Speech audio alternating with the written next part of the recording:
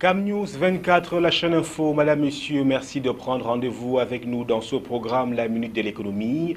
Les grandes lignes, le Cameroun va vibrer du 31 mars au 9 avril 2016 à Yaoundé au rythme de la 5e édition du Salon international de l'artisanat du Cameroun, SIAC.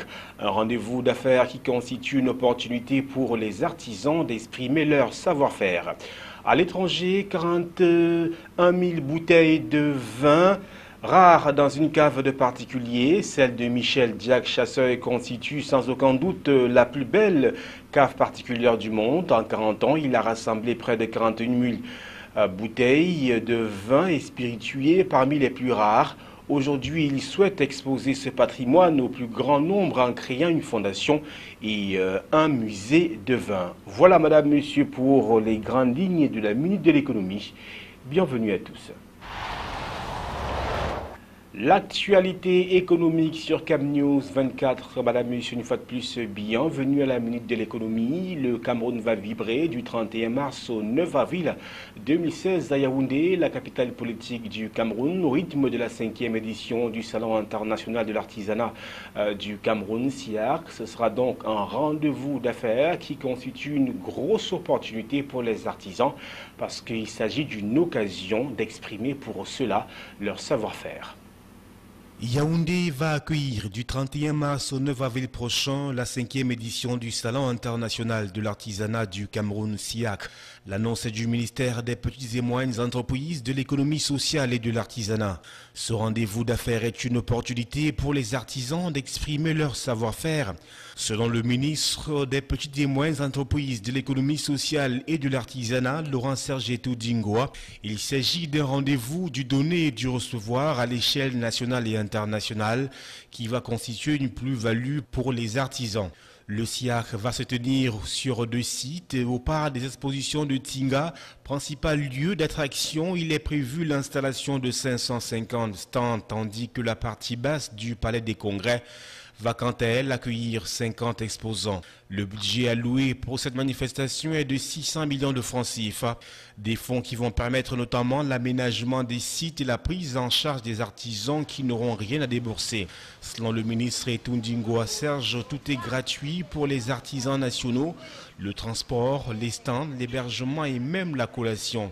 Concernant le prix des objets d'art, le ministre a souligné que beaucoup des objets camerounais d'art sont exposés et vendus à prix d'or. Il est donc question que certaines opérations soient mises sur pied, notamment la normalisation des articles. Le commerce électronique est également une piste à explorer pour la valorisation des objets et l'homologation des prix, afin que l'artisan puisse vivre de son art. Pour ce qui est des participants, en dehors des artisans camerounais, ils sont nombreux à avoir confirmé leur participation, notamment des exposants d'Afrique, d'Europe, d'Amérique et du Moyen-Orient.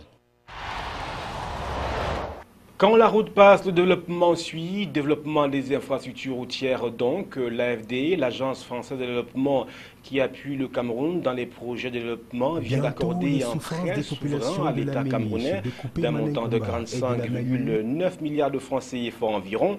Une convention y afférente a été signée le 2 mars 2016 entre le ministre de l'économie, de la planification et de l'aménagement du territoire, Lupaul Motazé, l'ambassadrice de France au Cameroun, Christine Robichon, et le directeur de l'AFD, Hervé Conan.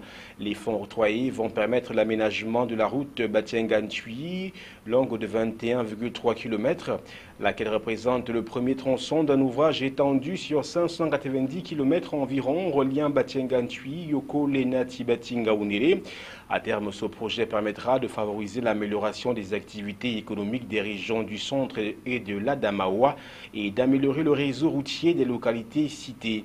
Selon Christine Robichon, cette route aura un impact sur le commerce parce que les denrées coûteront moins cher une fois la route désenclavée.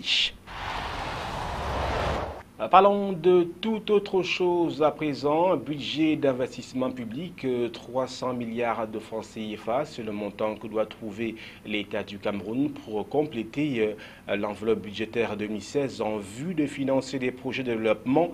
L'annonce a été faite vendredi dernier par le ministre des Finances, Lamine Ousmane Meh, suite au texte signé par le président de la République, Paul Barthélémy Biya Bimvondo, dans l'optique de régulariser des opérations de levée de fonds déjà lancées par le Trésor public camerounais dans le cadre de cet exercice budgétaire 2016. Il est notamment question des opérations sur le marché des titres publics de la Banque des États de l'Afrique centrale, BEAC, et dont 57 milliards de francs CFA pourraient être mobilisés au cours du premier trimestre qui s'achève dans quelques semaines. Le gouvernement précise que les émissions de titres publics du Cameroun pour le compte de cette année se situent à 370 milliards de francs CFA, mais 70 milliards de francs CFA vont servir à rembourser les emprunts de court terme contractés sur ce même marché, ce qui laissera en fin d'année un encours de 300 milliards de francs CFA, comme le stipule du reste la loi de finances 2016. Parlons à présent de sécurité alimentaire avec une alerte qui est faite sur le marché camerounais. Il s'agit de l'huile végétale, bien évidemment, une denrée très prisée des Camerounais. Alerte donc, le marché camerounais inondé d'huile végétale impropre à la consommation. Une trentaine de conteneurs enfermant ces huiles à la consommation est parqué au port de Douala depuis août 2015 et pourrait se retrouver sur le marché. Selon l'association des raffineurs des oléagineux du Cameroun, ASROC, c'est que la société African Foods importatrice de ces cargaisons et une banque filiale d'une multinationale ont récemment saisi le gouvernement camerounais pour obtenir l'autorisation spéciale de commercialiser ces huiles. Pourtant, depuis juin 2015, une décision gouvernementale prescrit entre autres exigences le respect de la norme nationale adoptée pour les huiles commercialisées sur le territoire camerounais, laquelle norme ne serait pas respectée par la cargaison subventionnée. Grâce à cette mesure couplée avec l'application d'une valeur de référence 1500 francs CFA le litre pour le dédouanement des huiles importées, les raffineries d'huile qui avaient vu leur capacité de production dégringoler de 70 à 30% ont pu récupérer au moins 20% de leur capacité à fin 2015, selon le comité de régulation de la filière des oléagineux.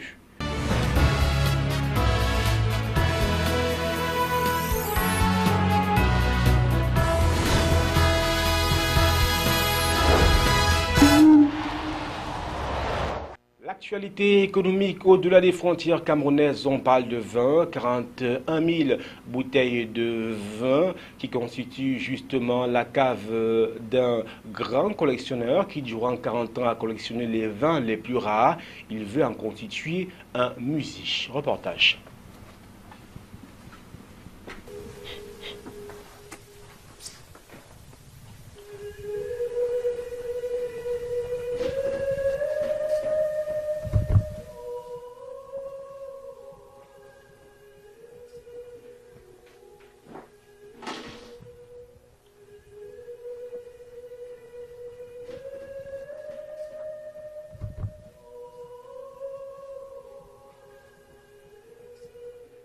Ça a commencé d'avoir une cave pour boire des bons vins, sur le plan familial. Ensuite, ça a été un classement en tant que collectionneur, parce que je collectionnais la philatélie, les minéraux. Et puis quand j'ai vu que ce classement de collectionneur du plaisir d'avoir une bonne cave, comme on rencontre Canon, ça pouvait rapporter de l'argent, à ce moment-là, j'en ai profité pour faire la jonction avec des vins de placement.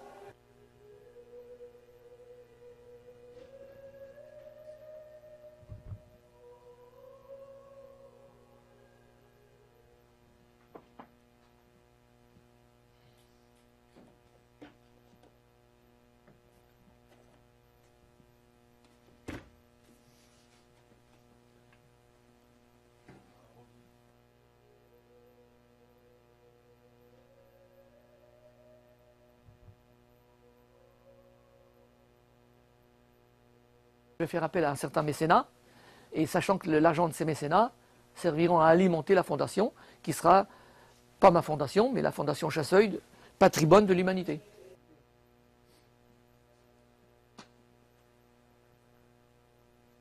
De Napoléon, ça se fait Verdun, donc il a été...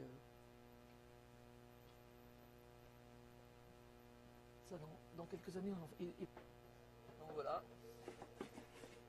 le petit coffret. J'en ai presque les larmes aux yeux. Cher Michel, Voici ce nectar de 1847 qui sera plus en valeur dans ta cave que dans la nôtre. Ikem, 1847. En Afrique du Sud, à présent, dans la province du Cap du Nord, les mineurs bravent tous les dangers à la recherche des diamants. Ils travaillent clandestinement dans des mines au risque de se faire arrêter par la police et aussi au péril de leur vie. La technique est bien rodée. Il faut lisser quelques diamants puis les glisser dans sa bouche pour les garder en sécurité. Ces hommes vivent de l'exploitation de diamants dans la province du Cap du Nord en Afrique du Sud. Aucun d'eux n'a d'autorisation, c'est donc illégalement qu'ils entrent la nuit dans cette mine, anciennement exploitée par la compagnie diamantaire de Beers. C'est leur seul moyen de survie. Je ne veux pas aller en prison. J'ai un enfant et je viens ici pour trouver un morceau de pain, car il y a des gens qui comptent sur moi à la maison. Ce n'est pas un bon boulot parce que c'est dangereux, mais c'est la seule solution. En mai dernier, 10 mineurs clandestins sont morts dans la région, piégés par une galerie qui s'est effondrée. Et le danger ne se trouve pas seulement sous terre. Une fois les diamants extraits, ils les vendent au marché noir et encourent alors d'autres risques. Si on sait que j'ai des diamants sur moi, on pourrait me suivre pour me les prendre. Si tu résistes, on peut te tuer pour les récupérer. Au marché noir, les bons diamants peuvent se vendre jusqu'à 600 $. Un business illicite, mais les mineurs considèrent qu'ils sont dans leurs droits, car ils vivaient sur ces terres avant l'ouverture de la mine dans les années 20. De Beers occupe notre sol et devrait nous le rendre. Nous ne voulons plus être esclaves sur nos propres terres, nous ne voulons pas être de simples ouvriers, nous voulons prendre part aux décisions. Les mineurs ont déposé des réclamations pour récupérer leurs terres et faire valoir leurs droits sur les minéraux, mais en attendant, les propriétaires n'ont pas l'intention de les laisser faire. Nous voudrions qu'il y ait des sanctions plus dures. Nous ne devrions pas tolérer le crime en Afrique du Sud. Et pour nous, l'exploitation illégale de diamants en est un. Mais cela ne dissuade pas ces hommes. Jusqu'à ce que De Beers revende sa mine à de nouveaux acheteurs, ils n'ont pas d'autre choix que de continuer. Et peu importe ce que cela implique comme danger. Place à présent au chiffre du jour. Il est de 45,9 milliards de francs CFA et ce chiffre représente le prêt de l'AFD pour l'aménagement de la route Batiengane-Tui au Cameroun. Avant de clore ce programme économique, le rappel de ses principales articulations. Le Cameroun va vibrer du 31 mars au 9 avril 2016 à Yaoundé au rythme de la 5e édition du Salon international de l'artisanat du Cameroun. Un rendez-vous d'affaires qui constitue une opportunité pour les artisans d'exprimer leur savoir-faire. À l'étranger, 41 000 bouteilles de vin rares sont stockées dans un musée appartenant à un grand collectionneur qui depuis 40 ans collectionne les vins les plus rares. Il veut en faire notamment un musée. Voilà, madame, messieurs, c'est la fin de ce programme économique. Merci à toutes les équipes techniques et rédactionnelles réunies autour de Yvan Semeta-Dufaux. Retrouvez Sonia Mafosing pour les prochaines éditions de la Minute de l'économie. Au revoir.